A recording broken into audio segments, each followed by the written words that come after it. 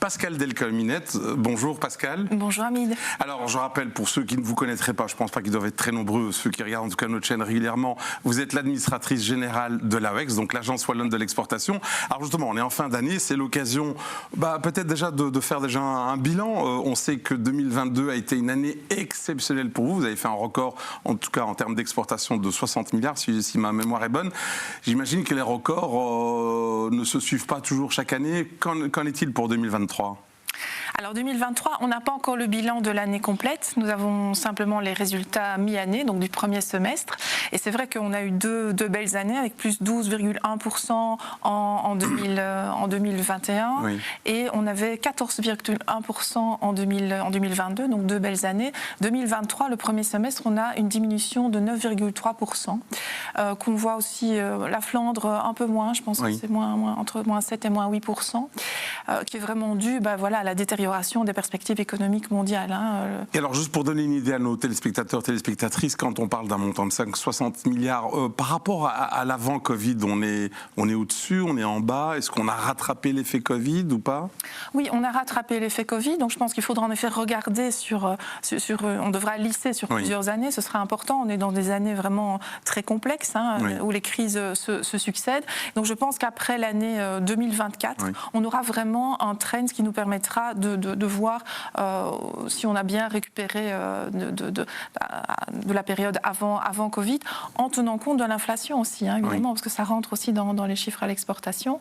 Mais néanmoins, on voit que la reprise devrait avoir lieu en 2024, mais avec une reprise qui sera, je dirais, pas au-delà de 5% de croissance d'exportation. Et alors, ce petit coup de frein auquel vous faites allusion et qui n'est pas propre donc à la Wallonie, aussi chez nos amis néerlandophones, etc., vous l'attribuez à quoi? C'est quoi? C'est l'explosion des coûts de l'énergie qui ont un impact sur le pied de bilan des entreprises exportatrices? Oui, tout à fait. Donc on est vraiment tributaire de la détérioration en effet du commerce mondial. L'OMC nous dit moins 4,6% sur 2023. On le prend en pleine figure. On n'est pas une île. On n'est pas une île. Il y a l'effet de l'inflation. Il y a en effet le coût des matières premières important, la crise énergétique. Vraiment, tout l'impact du conflit en Ukraine est important pour nos entreprises. Et c'est vrai qu'on avait une croissance en 2021, en 2022 plus importante que nos voisins français, par exemple. Donc c'est clair que là, maintenant,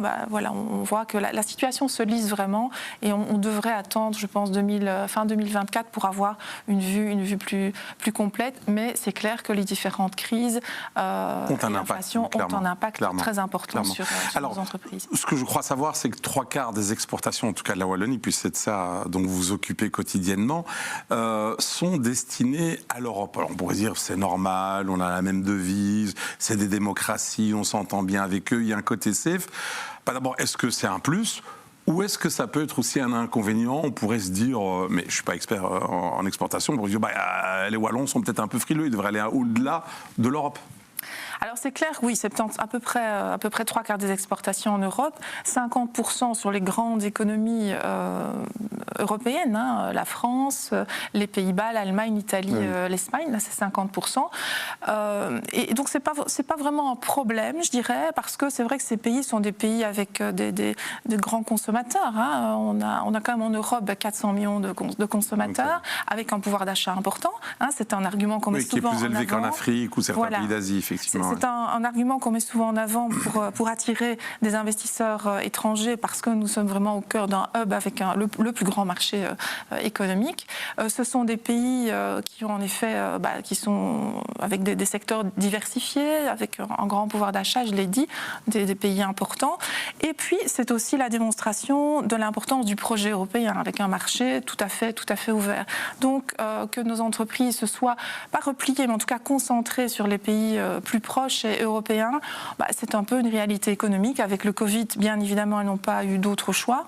Et puis, elles ont continué en effet à rester davantage sur ces marchés-là, alors qu'avant le Covid, on avait un début de réouverture vers les marchés hors Union européenne. Donc, ce n'est pas un problème, parce que c'est un marché qui est important. Mais, cela dit, nous, notre objectif, c'est de continuer à diversifier les exportations de nos entreprises, parce que la croissance est forte hors de l'Union européenne. Donc, c'est là qu'elles peuvent aussi aller chercher des nouveau surtout marché. si l'Europe se porte mal à un mauvais moment. C'est clair. Voilà. C'est clair. Donc l'objectif, c'est vraiment de mettre ses œufs dans différents paniers. En gestion de portefeuille, on diversifie ses avoirs. Exactement. Donc ici, c'est important. Et donc nous avons un programme d'action à la fois ciblé sur les zones européennes, qu'on ne néglige pas, bien évidemment, mais aussi à 60% hors Union européenne, parce qu'elles ont besoin de plus d'accompagnement sur ces zones qui sont plus complexes. En effet, vous l'avez dit, pas la même monnaie notamment, mais pas que ça. Et donc, nous continuons à les envoyer dans des destinations plus éloignées pour aller chercher vraiment de la valeur, là, des pays où il y a Alors, Pascal, ça, c'est votre souhait, c'est normal. Vous essayez de trouver de nouveaux relais de croissance. Mais quand vous passez une bonne partie, je dis, je ne sais pas comment vous faites d'ailleurs en termes de santé, une bonne partie de votre temps dans des avions, à aller à gauche, à droite, c'est quoi le fait qui explique qu'on reste surtout en Europe? C'est la même devise?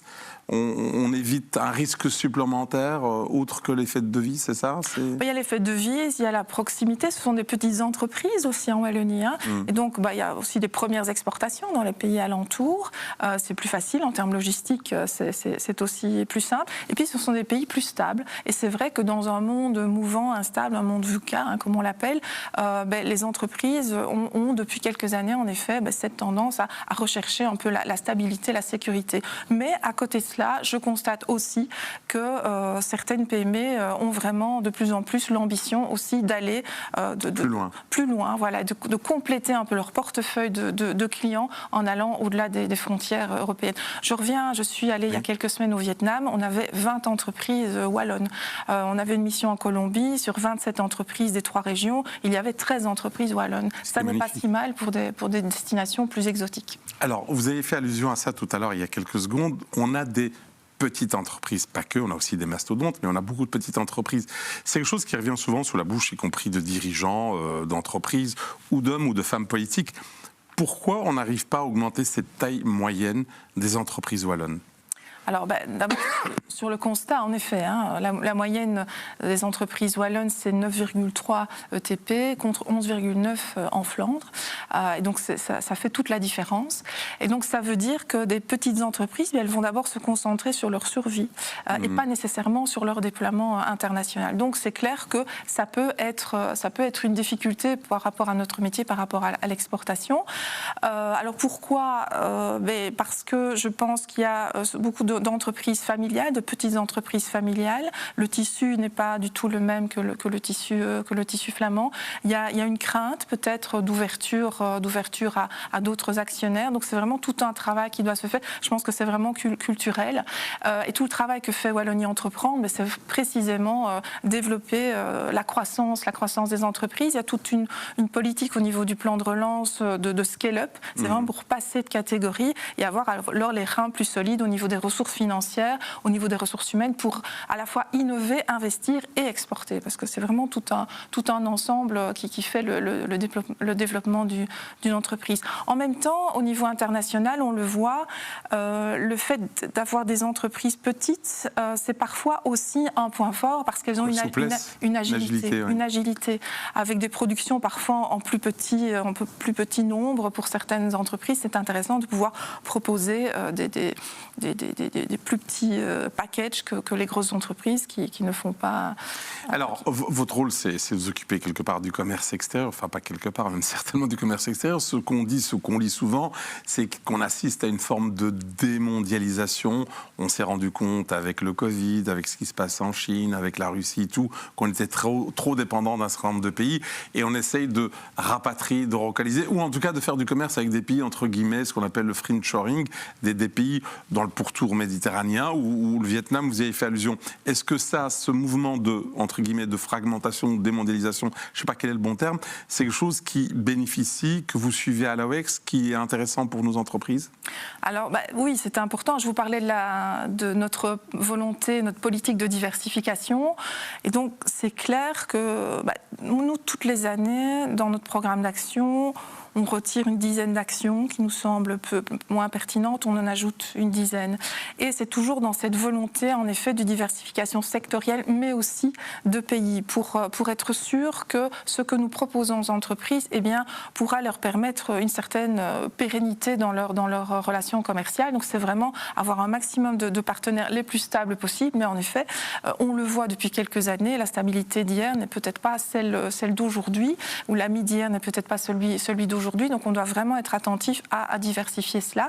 Et nous avons un accompagnement spécifique autour des chaînes de valeur et qui inclut cette réflexion-là sur la gestion des risques précisément, avec quels partenaires travailler et comment s'assurer que, à la fois sur l'approvisionnement, mais aussi sur la logistique, sur la production, bref, sur toute la chaîne de valeur de l'entreprise, les risques soient diminués en analysant avec elle quels sont les meilleurs positionnements, les meilleurs partenaires dans tel ou tel pays pour assurer, dérisquer un peu son développement international. Donc on a vraiment par filière stratégique toute cette analyse-là pour s'assurer aussi d'une certaine indépendance stratégique sur des filières qui sont importantes. Alors Pascal, c'est un sujet sans doute un petit peu touchy au niveau politique, mais enfin je vais quand même vous poser la question. La Flandre a la chance d'avoir le port d'Anvers, avec les difficultés que l'on connaît, mais enfin c'est quand même un gros succès. Nous, on a en tout cas 2 aéroports, un aéroport plutôt cargo à Liège et l'autre passager, même si un tiers des passagers c'est plutôt du business à Charleroi. Et j'imagine qu'ils sont d'une certaine manière quand même assez importants par rapport à la mission qu'on vous a donnée, que la collectivité vous a donnée en tant qu'administratrice générale de l'AOEX. Et on constate, à tort ou à raison, il ne s'agit pas... Voilà, c'est que ces 2 aéroports, pour des raisons différentes, sont assez décrits, etc. Est-ce que c'est quelque chose qui est de nature ou pas à éventuellement freiner ce volume d'exportation auquel on aspire tous, parce qu'on ne peut pas vivre juste avec le voisin à côté? Non, mais c'est clair que les aéroports, pour nous, c'est un élément important de notre stratégie, à la fois au niveau de l'exportation, mais aussi l'attraction d'investissements étrangers. Les pôles aéroportuaires sont toujours des pôles d'activité importants. La multimodalité est un argument important pour nous et les aéroports, ils jouent évidemment leur rôle. Je pense que c'est vrai, les aéroports sont décriés. Je pense que nous sommes maintenant dans une tendance, en effet, de mise à niveau par rapport aux préoccupations environnementales. Quand on regarde l'aéroport de Liège, le permis d'environnement qu'ils ont reçu est tout à fait dans la ligne du plan stratégique qui impose une réduction des nuisances sonores avec une diminution des vols de nuit, avec une mise en œuvre de nouvelles procédures de vols moins brillants. Et tout ça s'accompagne par la mise en place de la mobilité électrique, notamment sur le site, et d'un peu de biodiversité aussi sur le site. Donc il y a vraiment cette volonté, en effet, de coller davantage aux préoccupations environnementales. Pareil, je pense à Charleroi. Et donc cette volonté-là, elle doit être de plus en plus claire, de plus en plus marquée de la part des aéroports, parce que de là dépendra aussi les investisseurs qui vont venir s'installer autour des aéroports. On le sait, le label de responsabilité sociétale, les critères ESG sont des critères de plus en plus importants pris en considération par les investisseurs. Et donc, je pense que les aéroports vont aller dans ce sens-là. Et par rapport aux riverains, je pense qu'il doit y avoir aussi une prise de conscience de l'emploi, de l'activité qui est créée autour de ces pôles aéroportuaires, des emplois de qualité, au niveau de l'e-logistique, au niveau de l'intelligence artificielle, au niveau des douanes notamment, au niveau des biotech à Charleroi, au niveau de l'imagerie, des images aussi. Et donc avoir une vision un peu plus à 360 degrés. Oui. Alors justement, depuis qu'on est là, et je suis ravi, on parle beaucoup d'exportation. On en oublierait presque que vous avez une autre casquette, si je puis dire, enfin c'est la même, c'est aussi d'attirer des investissements en Belgique. Vous le faites comment? Avec quels outils et quels arguments? Alors, les arguments, l'argument principal, c'est la centralité, bien évidemment. Ça reste un argument important? Oui, ça reste un argument. On a l'impression que tout le monde l'utilise, la France, les Pays-Bas, voilà. Mais nous, on est vraiment au centre. Vraiment au centre, oui. La centralité, mais aussi les infrastructures. On parlait des aéroports, au niveau des infrastructures fluviales, routières également. Mais ça, c'est vraiment le premier produit d'accroche, je dirais. De plus en plus, ce que nous mettons en avant et qui fait la différence par rapport aux investissements qui s'installent chez nous, c'est vraiment tout l'écosystème. L'écosystème qui a été créé avec les pôles de compétitivité maintenant il y a quelques années, qui se renforce avec toute la stratégie de spécialisation intelligente intelligente. Ça veut dire que quand nous attirons des investisseurs, on peut leur proposer à la fois des fournisseurs, des clients, des universités, des structures de formation, des ressources humaines qui sont vraiment adaptées à leurs produits, à leur niche de secteur. Donc je pense que c'est vraiment pour nous un des arguments les plus forts, notamment dans le secteur des sciences du vivant, mais pas que. Médecine nucléaire aussi, c'est aussi un des arguments qui fait mouche en fait pour attirer les nouveaux investisseurs. Alors justement, pour attirer les investisseurs, des fois c'est intéressant de se fédérer. C'est pas toujours le cas en Wallonie. On a des fois, pas toujours, mais quand même, une mentalité des fois un peu cloche-merle. Alors vous êtes la patronne de l'AWEX, donc vous regardez aussi bien Liège, Charleroi tourner avec les mêmes yeux de l'amour, si je puis dire. Qu'est-ce que vous pensez de la récente collaboration entre le bioparc donc à Charleroi et B2H, je crois que c'est comme ça qu'on prononce, à Liège? Je dirais pas que c'est une première, mais quasiment. C'est la première fois que deux bassins assez antagonistes décident de travailler ensemble. C'est superbe. Oui, c'est super. Nous, à la WEX, notre terrain de jeu, c'est le monde, mais c'est la Wallonie. On part de la Wallonie et pas des bassins. Et donc, ce type d'initiative qui vient vraiment du terrain, des opérateurs, pour nous, c'est très positif. C'est un positionnement très, très positif, une évolution très positive, surtout dans ce secteur-là des sciences du vivant, qui est un secteur particulièrement compétitif et où, en effet, on a besoin de monter encore en compétences. Et donc, ils l'ont bien compris. Donc, c'est une proposition très intelligente, très stratégique, de mettre en commun les infrastructures, les ressources pour gagner en compétences et pour gagner en masse critique, pour être plus impactant en Wallonie et puis au niveau international, pour aller chercher des partenariats, des financements plus importants. On n'a pas d'autre choix que le faire ensemble. Vous savez, les enjeux actuels, ils doivent se gérer au niveau mondial. On l'a dit, oui. Le friendshoring, aller travailler avec les pays amis, travailler au niveau européen avec une stratégie beaucoup plus européenne, une stratégie belge. Alors, au niveau wallon, ça doit au moins commencer par en effet... Commençons d'abord par nous et en effet arrêter la guerre. Alors, je voudrais vous faire commenter une petite déclaration de Dominique de Monté, qui est Carolo, qui est donc Bioparc. Alors, je vous dis, il a déclaré, je cite, qu'ensemble, à l'international, nous aurons un marketing plus puissant. Cela nous aidera à chercher de plus gros gibiers. Vous savez que le diable se cache toujours dans le détail. Une fois qu'on a trouvé le gibier, qu'on soit liégeois, après, qui le prend ?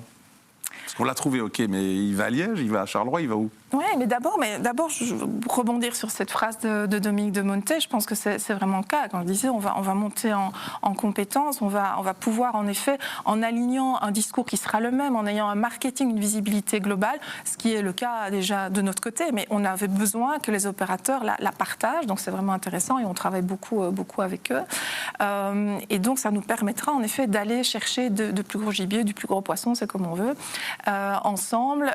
Et puis, quand il arrive chez nous, voilà, à nous qui sommes au niveau régional, de mettre en avant, comme on le fait toujours, en effet, les spécificités, les forces différenciantes d'un bassin ou d'un autre, et puis en fonction, en effet, du sous-secteur, des demandes particulières de l'investisseur, il fera son choix, mais sur base objective. Et je pense que le rapprochement qui se fait entre Charleroi et Liège, nous facilitera la tâche et nous évitera en effet des guerres de clochers, parce qu'ils auront établi d'autres collaborations et donc toute installation d'un investisseur étranger aura des répercussions sur l'ensemble du bassin, j'en suis persuadée. Alors Pascal, on a parlé de vos clients, de leur taille, on a parlé de l'exportation, de la manière dont vous attirez les investissements, de l'ex-concurrence des bassins qui aujourd'hui collaborent, etc.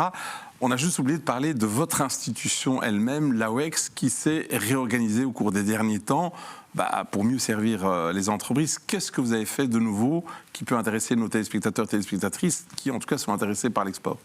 Oui, on s'est réorganisé à plusieurs niveaux. Au niveau des aides, au niveau de la structure interne et de l'accompagnement humain, et au niveau du type de mission que nous proposons. Alors, au niveau des aides, nous avons, avec le Covid déjà, nous avons pris encore davantage le pouls des entreprises pour répondre aux crises. On le disait tout à l'heure, les crises s'accumulent. Et donc, on a, nous, de notre côté, vraiment profité de ce moment-là pour réfléchir à nouveau au meilleur type d'aide qui pourrait être proposé aux entreprises. Et donc, vous avez profité de cette opportunité pour sonder vos clients? Oui, c'est venu assez naturellement. On a eu des appels au secours durant la crise Covid. Donc, on a élaboré une aide assez d'urgence à ce moment-là. Et nous en sommes inspirés pour une réforme des aides qui aboutira ici dans les prochaines semaines, qui sera mise en œuvre durant le premier semestre 2024 qui va faciliter. Ce sera des aides simplifiées avec 4 packages, avec des avances beaucoup plus faciles, avec de nouveaux types d'aides qui correspondent vraiment à l'évolution du travail des entreprises, le marketing digital par exemple, avec des taux d'intervention différents, des dépenses qui n'étaient pas prises en considération avant, qui le sont désormais, avec une augmentation du forfait pour tenir compte aussi de l'évolution des prix, de l'inflation. Donc on a vraiment essayé de coller davantage aux besoins des entreprises et à l'évolution du marché. On a lancé aussi un appel à projets stratégiques qui nous permet de donner un soutien assez conséquent à des entreprises qui ont vraiment des projets, un contrat exceptionnel ou un partenariat technologique ou commercial exceptionnel, un business plan export innovant ou aussi toute une recherche de diversification d'approvisionnement, par exemple, de sources d'approvisionnement. C'est une aide spécifique dans le cadre du plan de relance que nous avons lancé. Alors, à côté de cela, nous avons aussi développé toute une nouvelle approche clientèle au travers notamment de diagnostics de maturité à l'internationalisation qui nous permet vraiment, avec l'entreprise, de monitorer, de connaître ses forces, ses faiblesses dans le cadre de son internationalisation et puis de pouvoir l'aiguiller vers la bonne aide et de pouvoir la positionner au niveau international. Concrètement, ça m'intéresse fortement. Je suis téléspectateur, téléspectatrice, je suis entrepreneur, entrepreneuse, je me débrouille bien, j'ai une belle boîte, je me tiens, je suis convaincu par ce que nous dit Pascal Delcominette.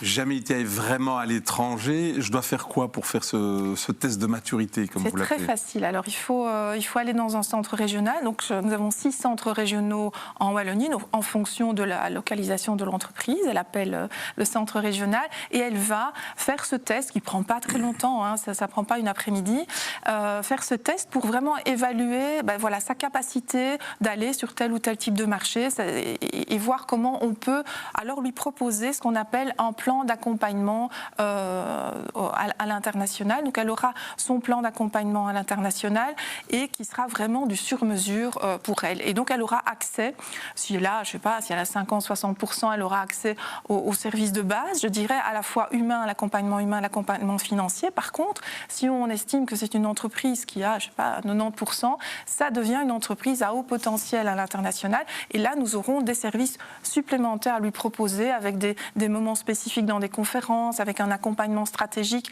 avec nos binômes, nos collègues du sectoriel. Donc on aura vraiment un panel de soutien en fonction de sa maturité.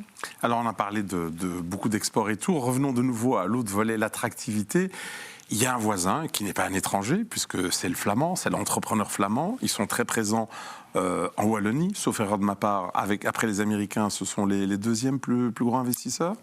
Qu'est-ce qu'on fait pour les attirer chez nous ? On voit Marcoux, qu'on cite toujours les mêmes, à Durbuy, etc. Est-ce qu'il y a des choses qui les attirent chez nous ? J'ai compris que c'était un peu le terrain, ils sont à l'étroit en Flandre.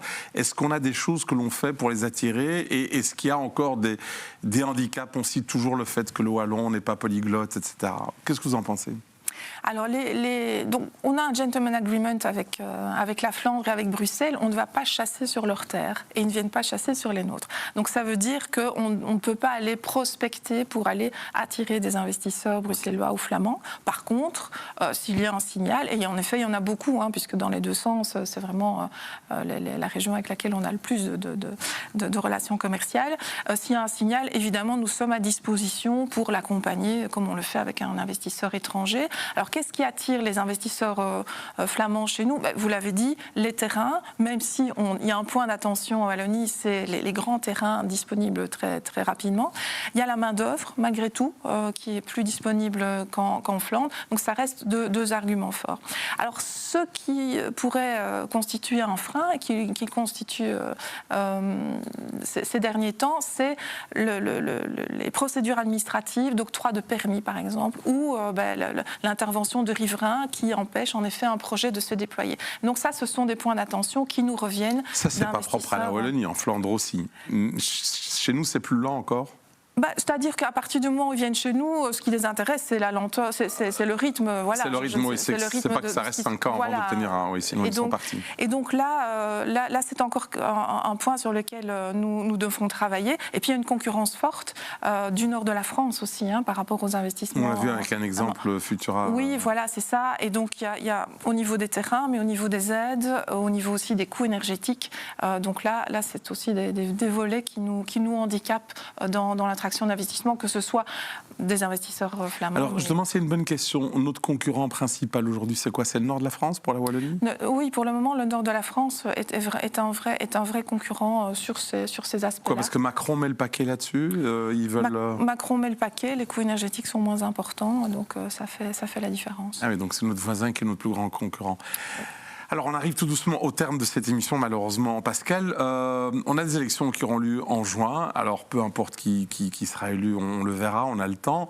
Vous, en tant qu'administratrice générale de l'Agence wallonne de l'exportation, chargée d'aider nos entreprises à s'exporter, mais aussi en attirer un maximum, si vous avez 3-4 messages clés à donner à ceux qui nous regardent, une sorte de mémorandum, là, ici en direct, à la télé, ce serait quoi ces messages? À quoi doivent faire attention nos hommes et nos femmes politiques, quel que soit leur rapport politique d'ailleurs? Je pense qu'on l'a évoqué, la disponibilité des terrains de manière immédiate. Donc on a des terrains, mais pas encore assez de grands terrains qui soient disponibles vraiment prêts immédiatement. Alors il y a une bonne initiative qui vient de sortir, c'est Wildspace. C'est une plateforme, un site internet qui décrit, qui propose tous les sites économiques disponibles pour les entreprises. Et donc ça, c'est vraiment pour nous un outil très important qui va nous aider en effet à permettre d'expliquer aux investisseurs où ils peuvent s'installer, parce qu'on a 1400 hectares disponibles en Wallonie, donc c'est vraiment la réorientation très précise de ces terrains-là. Maintenant, il faut vraiment qu'ils soient disponibles rapidement. Et donc là, on arrive au-delà de cette plateforme de présentation, il y a toute la procédure de permis, où on demande une accélération, une sorte de fast-track pour la mise à disposition de terrains qui nous faciliterait le travail. Ça, c'est un point. Un deuxième point, c'est la mise en place pour les gros projets structurants d'une task force où on serait tous autour de la table, avec le forum, les intercommunales, les cabinets ministériels, nous, l'administration wallonne pour la délivrance des aides à la recherche et l'innovation. Ça ne se fait pas pour le moment. Alors, on le fait de manière ponctuelle, sporadique, mais je pense qu'on doit vraiment instaurer une fois... Quand on repère un investissement structurant, toutes les parties prenantes doivent être là aussi. Comme un seul homme, si je puis dire. Oui, et les universités aussi. Comment est-ce qu'on peut aussi, au niveau de la formation, au niveau des ressources humaines, on connaît la question des métiers en pénurie. Ça, c'est un point. Et puis... je dirais la facilitation d'une manière générale de la part de toutes les administrations, mettre en œuvre davantage le principe de confiance, être vraiment dans un esprit business friendly. On travaille beaucoup avec nos collègues de l'administration sur les permis de travail, pour faire venir, pour les entreprises étrangères qui font venir parfois des personnes pour main-d'œuvre qualifiée ou non qualifiée. Voilà, exactement, et qui sont indispensables aussi pour nos secteurs en croissance. Voilà, c'est encore compliqué, mais il y a un travail important qui a été fait par l'administration, par les cabinets en charge, et donc on espère que ça va encore bien évoluer pour faciliter la vie de nos investisseurs.